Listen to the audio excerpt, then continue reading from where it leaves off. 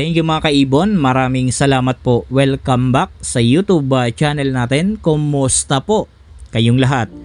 For today's video mga kaibon, sasagutan naman tayo ng katanungan ng kaibon natin. Ito po, yung una na tanong sa akin ng kaibon natin. Ang tanong, ano daw ba ang ibig sabihin ng sable? Additional question, ano daw ba ang ibig sabihin ng 6 link?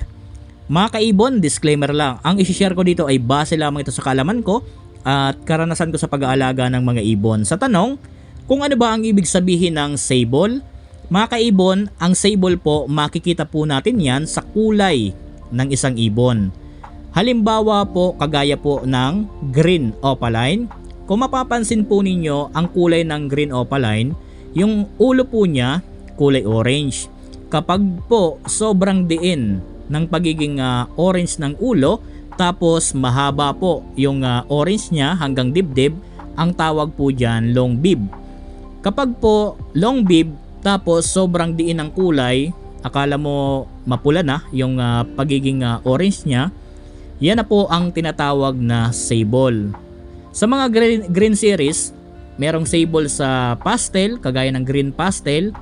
Meron naman sa Lutino Opaline. So kung mapapansin po ninyo ang mga kulay ng Lutino Opaline, talagang madiin ang kulay ng ulo. Yun po ang tinatawag na sable Lutino Opaline, kagaya ng nasa picture. Yan po, kagaya po niyan. Yung green naman na sable, na green opaline na sable, kagaya rin po ng nasa picture. Kung mapapansin po ninyo, talagang madiin yung pagiging orange, tapos long bib siya. Sa mga blue series, meron din naman. Halimbawa po, kagaya ng blue opaline, kung mapapansin po ninyo, halimbawa sa blue opaline, kulay puti yung ulo. Kapag yung pagiging puti niya talagang malinis, talagang madiin, matingkad, tapos long bib din, yan na po ang tinatawag din na sable sa mga blue series. So doon sa kaibon natin na nagtanong, yan po ang ibig sabihin ng sable. Nakikita po yan sa kulay ng ulo ng mga alaga nating ibon. Ngayon, dumako po tayo sa additional question kung ano daw ang ibig sabihin ng 6 link. Mga kaibon, ang ibig sabihin po ng 6 link, yan po ang mode of inheritance ng isang ibon. Madalas po ninyong maririnig ang 6 link sa mga opaline. Pero meron namang 6 link sa iba, kagaya ng pale-faded. Yan, 6 link din po yan, ang mode of inheritance niyan. In short term mga kaibon, ang ibig sabihin ng 6 link, yan po ang taglay niyang dugo. Yan po ang ibig sabihin niyan. Ang dugo po ng mga opaline, yan na po, 6 link. Yan po ang ibig sabihin. Additional info ko na lang sa inyo mga kaibon, sa mga palow, kagaya po ng bronze palow, kagaya po ng dun palow, kagaya po ng pale palow, isama natin itong mga ino, ang mode of inheritance naman po niyan, autosomal recessive. So yan po mga kaibon.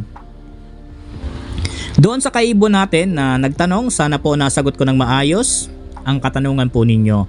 Ngayon, dumako tayo dito sa pangalawa na katanungan ng kaibon natin. Ang tanong sa akin, good PM, as lang may parisan daw si sir na Lutino cock.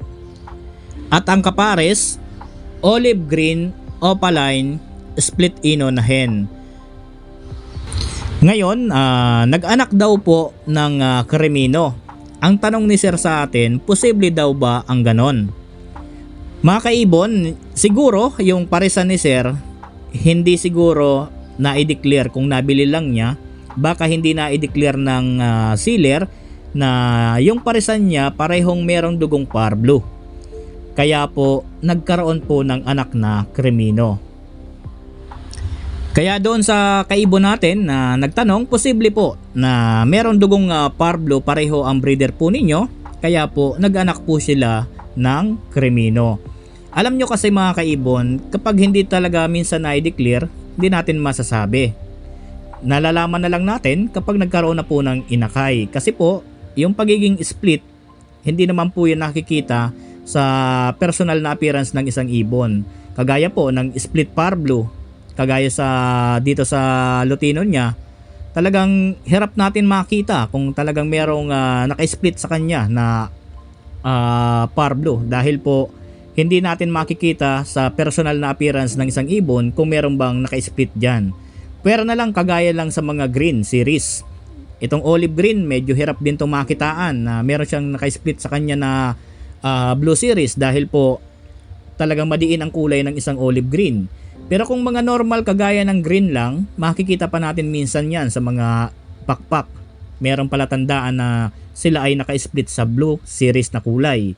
Dahil kapag tiningnan mo ang pakpak, yung ilalim ng pakpak ng yung flight feathers ng green series, kagaya ng green, minsan makikitaan mo na meron dyan talagang mapapansin ka na parang kulay blue. Doon ay isang palatandaan yan na yung green mo ay posibleng naka-split sa kulay na blue, or kaya naman sa mga kulay ng blue series.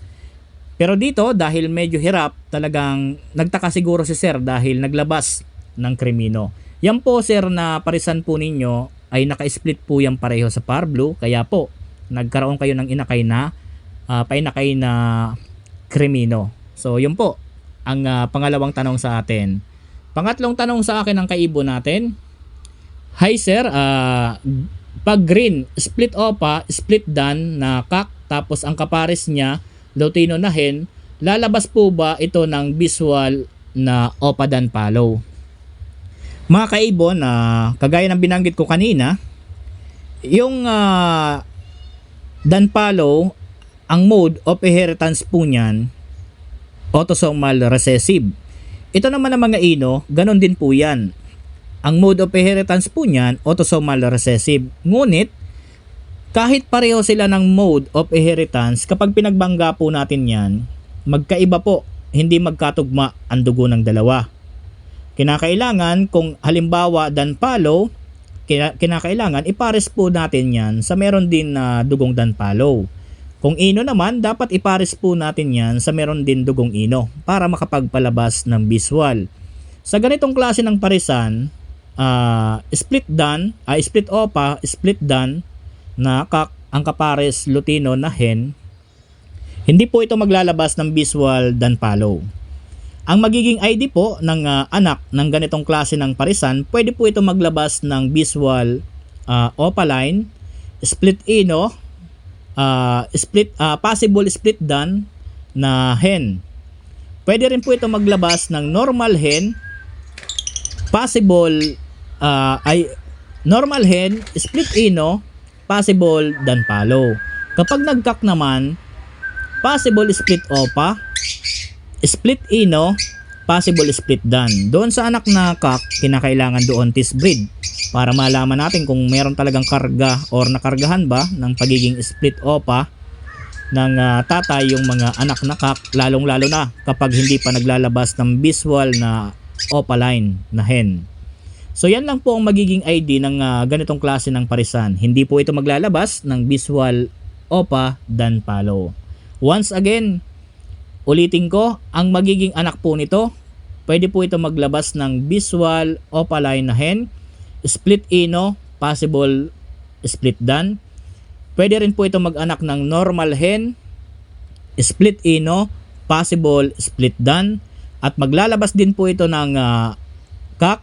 Yung kak nang yon, possible split opa, split ino, possible split dan. Doon sa kak, kinakailangan dyan test breed ha. Test breed po, lalo kung wala pang visual nilalabas na opaline na hen. Kinakailangan pa rin yan i-test breed kung talagang merong kargang opaline.